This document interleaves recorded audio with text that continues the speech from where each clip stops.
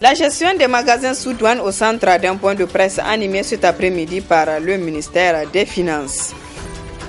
Présentation ce matin au drapeau de la promotion 2015 des élèves gardes nationaux au camp Bassoura, un contingent composé de 1008 recrues. Mesdames, Messieurs, bonsoir et bienvenue à cette grande édition d'information sur la télévision Labari. En prélude à l'élection du président de l'Assemblée nationale, les députés ont procédé hier à la constitution des différents groupes parlementaires. Des candidatures seront issues de ce groupe parlementaire pour l'élection du nouveau président de cette institution. Le reportage de Ousmane Sidikou et Cheibou Guisso. La majorité parlementaire de la deuxième législature de la 7e République resserre ses rangs, où les choses semblent se dessiner en vue de l'élection du président de cette institution. La constitution des différents groupes parlementaires. Profondément attaché au respect des accords et traités internationaux ratifiés par le Niger, résolu à apporter notre contribution au développement économique, social et culturel du Niger, soucieux de promouvoir l'intégration sous-régionale, régionale et africaine. 1. Apportons notre soutien au programme politique du président de la République et du gouvernement. Le principal parti au pouvoir, le Parti nigérien pour la démocratie et le socialisme PNDS Taraya, à lui seul en constitue un. Réunis autour des idéaux de démocratie, de travail et de justice, nous, signataires de la présente déclaration, nous nous engageons solennellement ce jour 24 mars 2016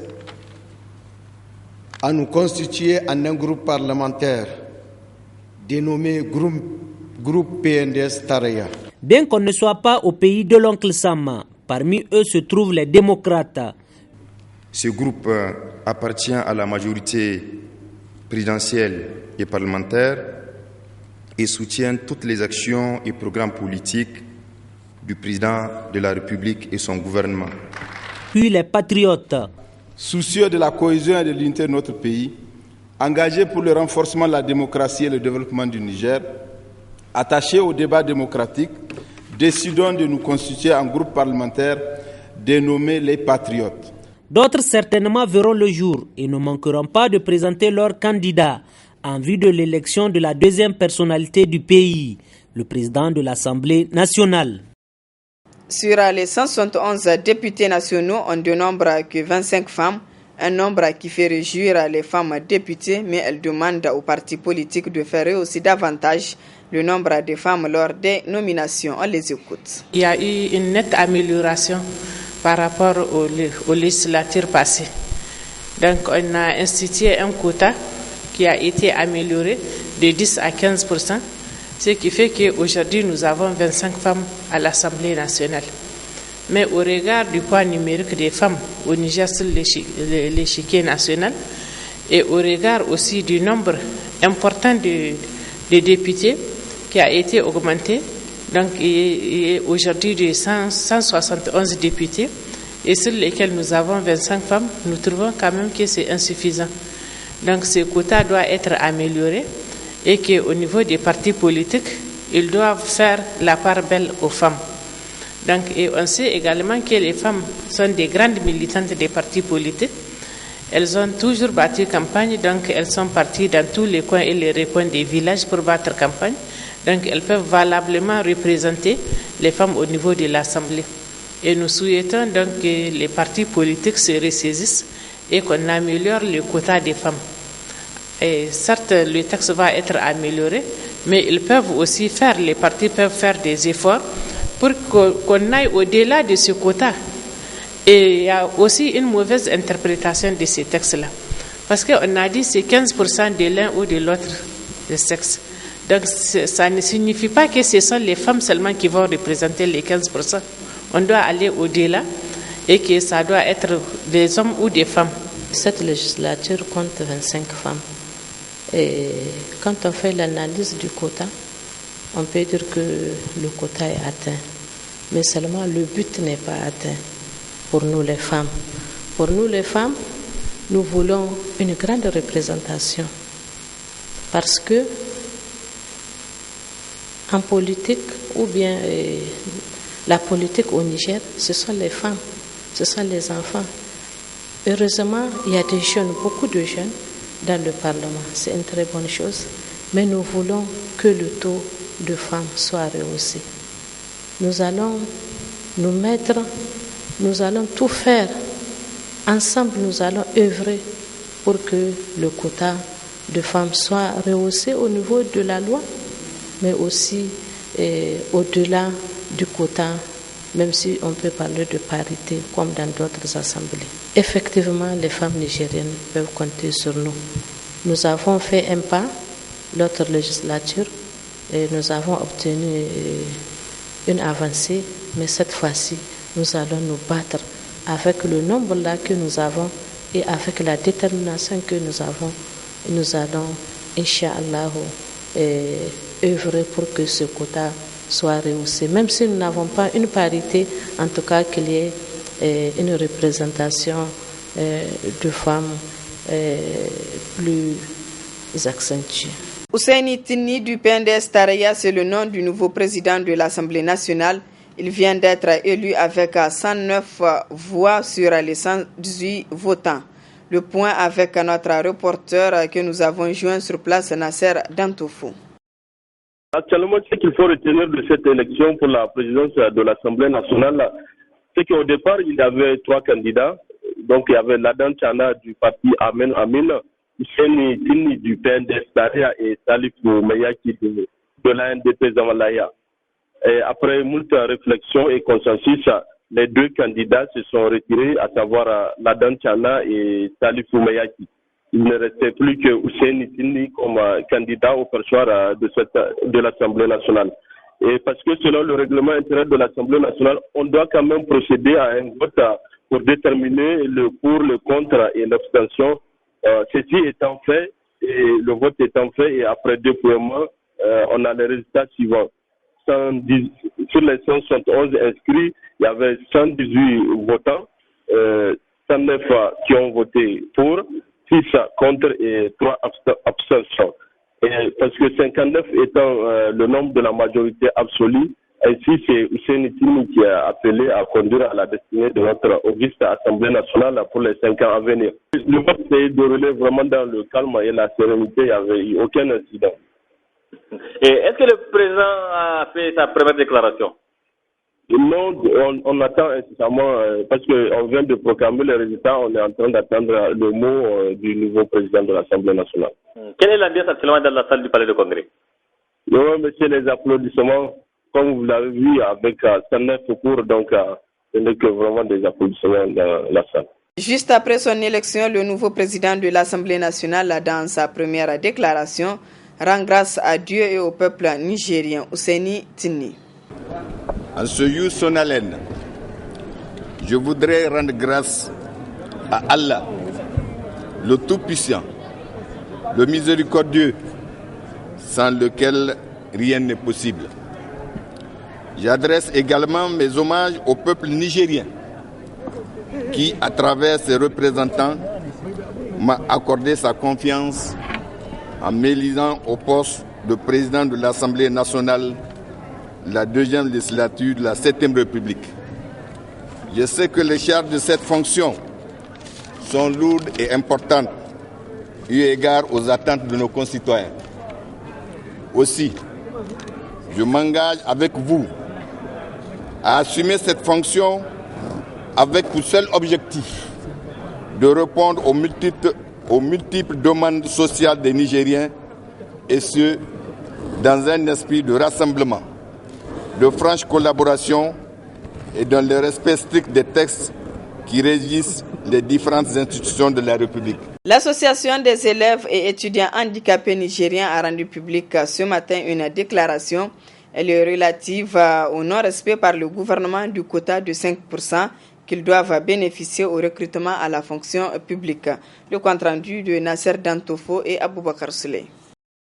Cette sortie médiatique de l'Association des élèves et étudiants handicapés nigériens est relative au non-respect de quotas de 5% réservés aux diplômés handicapés au recrutement à la fonction publique dans les ONG et entreprises privées. Le regard malveillant injuste que manifeste le ministère de la fonction publique et de la réforme administrative à l'égard des diplômés handicapés au cours des derniers concours de recrutement pour le compte de certains ministères, l'insouciance de la Fédération nigérienne des personnes handicapées s'agissant de la situation née des dits recrutements. En effet, il convient de souligner que depuis 2015, le ministère de la fonction publique et de la réforme administrative inflige de manière illégale, sans fondement ni foi, une discrimination envers les diplômés handicapés de la catégorie A. De quoi il s'agit? Le non-respect du quota de 5%. La non-prise en compte des diplômés handicapés de la catégorie A, l'existence de doublons de noms sur la liste définitive, la prise en compte sur la liste définitive de noms qui au préalable ne se trouvent pas sur la liste de présélection, le favoritisme de certains diplômés handicapés de la sélection, la discrimination et même l'humiliation dont les diplômés handicapés sont victimes lors des recrutements dans les ONG et les sociétés privées. Devant l'ampleur de toutes ces pratiques et ses conséquences fâcheuses sur le moral de nombreux diplômés handicapés, l'Association des élèves et étudiants handicapés nigériens dénonce avec véhémence les conditions calamiteuses et fâcheuses dans l'organisation de la sélection définitive des diplômés handicapés pour le recrutement à la fonction publique. Exige la sélection définitive de tout candidat présélectionné pour le recrutement direct à la fonction publique pour tout concours. Exige l'implication des représentants des personnes handicapées dans la commission de présélection et de la sélection définitive des diplômés handicapés. Exige des sanctions disciplinaires soient infligées sans discrimination à tout responsable auteur de cette injustice. Demande à la Fédération des personnes handicapées à redoubler d'efforts dans le domaine de plaidoyer sur le droit des personnes handicapées au Niger. Demande au gouvernement de prendre toutes les mesures nécessaires en vue d'harmoniser la législation nationale avec la Convention relative aux droits des personnes handicapées. Demande au gouvernement de prendre des mesures adéquates en vue de faciliter la participation des personnes handicapées à la vie politique et publique de la nation. L'Association des élèves et étudiants handicapés nigériens a dans cette déclaration félicité le peuple nigérien pour les élections apaisées et a demandé au président de la République, au rassemblement de toutes les filles et fils de la nation, enfin d'instaurer la stabilité et la cohésion sociale. Le ministère des Finances a organisé cet après-midi une rencontre avec la presse afin d'échanger entre autres sur la gestion des magasins sous douane. Le compte-rendu de Ali Cissé Ibrahim et Sadou Doumi. Le ministère de l'Économie et des Finances a organisé la rencontre avec l'ensemble de la presse afin d'échanger sur le recours au partenariat public-privé pour la modernisation de l'administration des douanes du Niger. Aussi, 3 points ont été abordés par l'inspecteur des douanes Adamou Salou, à savoir la gestion des magasins sous douane, l'escorte des marchandises sous douane et le système de dédouanement des moyens de transport. Relativement à la gestion des magasins sous douane, il ressort que sa gestion par le groupe Bolloré est d'un grand intérêt pour le Niger. Il y a une convention qui est épaisse comme ça, dans laquelle les obligations qui sont à la charge de l'entreprise sont claires, les obligations qui sont à la charge de l'État sont claires. Et il y a des structures et des responsables qui sont désignés pour chacune, je vous dis, de ces conventions-là, du suivi, n'est-ce pas, du respect des obligations des parties. Vous voyez? Maintenant, le grand terme que vous avez utilisé, la renonciation à la souveraineté, il n'y a aucune renonciation à aucune souveraineté. Je prends l'exemple du douanier que vous mettez sur un chargement avec tous les risques et autres. Vous dites, je renonce à le mettre sur un camion parce qu'il risque par accident de tomber. J'utilise la technologie, n'est-ce pas, pour suivre le mouvement du camion. En quoi est-ce que la souveraineté de l'État ici est en cause? Je ne vois pas. Ensuite, à ce qui concerne l'impact sur les consommateurs, l'inspecteur Adamou Salou de préciser. La précaution qui est prise dans tous ces cas, aussi bien, je vous dis, pour l'escorte, que pour la gestion des magasins sous douane, que pour le dédouanement des véhicules, c'est qu'il y ait le moins d'impact possible sur le prix de revient des marchandises. Il y a même des cas où vous allez assister à une réduction des prix. Voyez-vous, parce que si je prends l'escorte électronique, le tarif que je vous ai annoncé, à savoir 100 francs par kilomètre, il est nettement inférieur au tarif appliqué à l'heure actuelle par la douane. Voyez-vous? Donc le consommateur ne se retrouvera pas, en tout cas, avec une charge supplémentaire. Par la suite, à la question de savoir si les transitaires vont perdre leur emploi, la réponse suivante a été donnée. Nous avons en face de nous Bolloré. Or, Bolloré a une société de transit ici qui s'appelle Bolloré Logistique. Le nouvel interlocuteur de l'État du Niger s'appelle certes Bolloré, mais il devait créer une société de droit nigérien qui s'appelle Niger Terminal et dont le rôle est de gérer les magasins sous douane et le port sec de Dosso. Ces deux activités qui n'ont rien à voir l'une avec l'autre. Mais simplement, les transitaires, entre griffes, ont trouvé dans cette question un risque, n'est-ce pas, de perte de poste d'emploi. Parce qu'ils croient que la société Bolloré Transit va être de mèche avec la société Bolloré Gestion des magasins sous douane pour que les affaires qui reviennent aux transitaires ordinaires soient confisquées par Bolloré Logistique.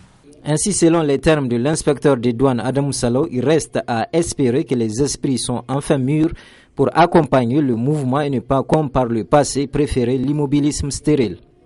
Présentation ce matin au drapeau de la promotion 2015 des élèves gardes nationaux au camp Bassoura. Un contingent composé de 108 recrues, dont 4 femmes. Ces jeunes recrues ont suivi durant 9 mois une formation militaire et professionnelle. Le compte-rendu de Ousmane Sidikou et Ibrahim Abdou. Venus de divers horizons du pays, après avoir suivi avec rigueur et abnégation une formation de qualité, c'est le bout du tunnel pour la présentation au drapeau de la promotion 2015 des élèves gardes nationaux. Cette cérémonie symbolique des vieilles traditions au drapeau militaire détermine la fin des formations au centre de décision et le début d'une noble carrière avec de nouvelles missions concrètes sur le terrain où vous allez confronter la réalité. 9 mois durant, chers élèves, vous avez vécu des moments de privation, de sacrifice, mais sachez que ces moments de mise en situation vous permettront sans faille l'accomplissement de vos missions futures.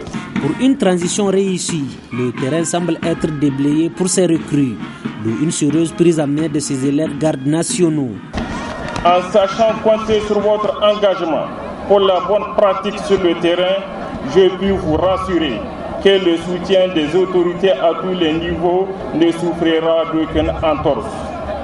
Au commandant d'unité qui aura la charge de gérer ces jeunes, je vous demande de les encadrer dans le but de concilier centre d'instruction et terrain, afin qu'ils acquièrent très rapidement des expériences. Il reste et demeure vos subordonnés et collaborateurs de tout temps pour le rayonnement, le dynamisme et la cohésion au sein de la garde nationale. À ces nouveaux récipiendaires qui rejoindront incessamment la grande famille de la garde nationale, le ministre de l'Intérieur s'est adressé à eux en ces termes. Élèves gardes nationaux du Niger, au terme de votre brillante formation, je vous présente toutes mes félicitations et mes encouragements. Sachez que le drapeau qui est devant vous est celui de la République du Niger. Il est composé de 3 bandes horizontales, orange, blanche et verte. Au centre de la bande médiane blanche se trouve un disque orange symbolisant le soleil. La devise est fraternité, travail, progrès. À travers ces couleurs et cette devise s'affirme tout un symbole dont il convient de saisir le sens en tant que citoyen nigérien et soldat défenseur de la patrie et du droit. Il vous revient donc le devoir et l'insigne honneur de défendre ce symbole de l'État en tout temps et en tout lieu jusqu'au sacrifice suprême. La remise des prix individuels et celle des coupes, un mouvement d'ensemble, une démonstration des arts martiaux, self-défense, sketch et défilé, ponctuent cette cérémonie riche en couleurs et en événements.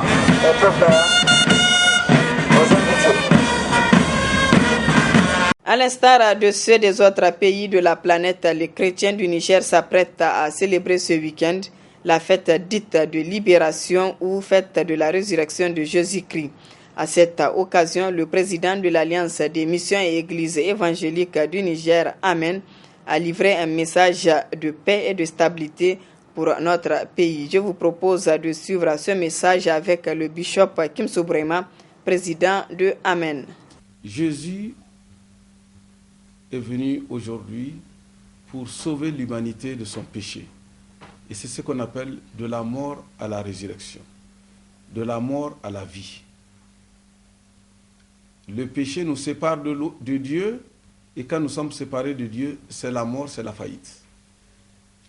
Nous sommes en train de prier en tant qu'hommes de Dieu pour que cette fête de Pâques voit la grande main de Dieu sur notre pays. Dieu est le seul capable de donner la guérison et la restauration dont le peuple a besoin.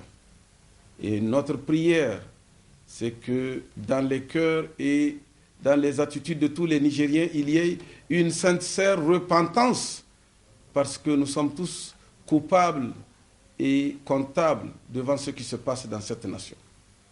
Et nous voulons demander pardon à Dieu pour la faute de chacun, pour le péché de chacun, pour l'iniquité de chacun, pour que le tissu social qui est déchiré soit réconcilié et que nous puissions nous réconcilier entre nous.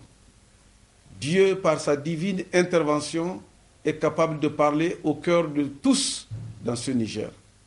Il est facile de pointer le doigt sur quelqu'un, mais en réalité, Dieu seul peut guérir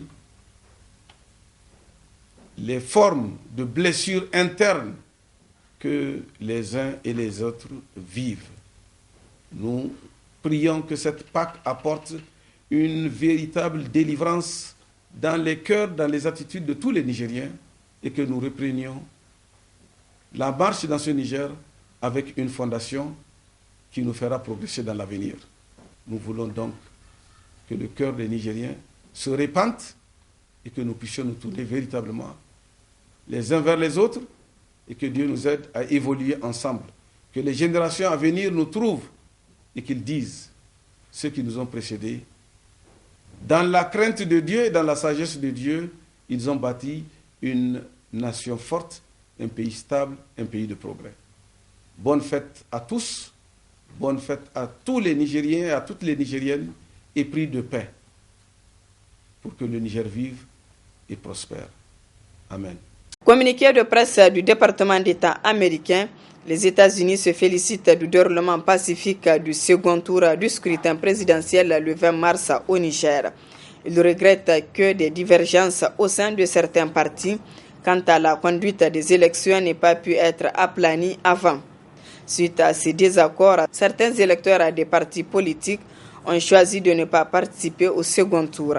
Les États-Unis appellent toutes les parties en présence à résoudre leurs différends de manière pacifique par le dialogue et les voies légales existantes. Nous invitons le gouvernement et la population à poursuivre leur œuvre d'unification du pays et de consolidation des institutions démocratiques du Niger. Les États-Unis ont eu l'honneur de soutenir les Nigériens tout au long du processus électoral et continueront à soutenir la population nigérienne grâce à une coopération en matière de sécurité, à l'assistance au développement et à un partenariat dans le domaine de la gouvernance. C'était là un communiqué de presse du département d'État américain. Voilà, mesdames, messieurs, ici s'achève ce journal. Merci à vous de l'avoir suivi et excellente soirée en compagnie des programmes de la télévision La Paris.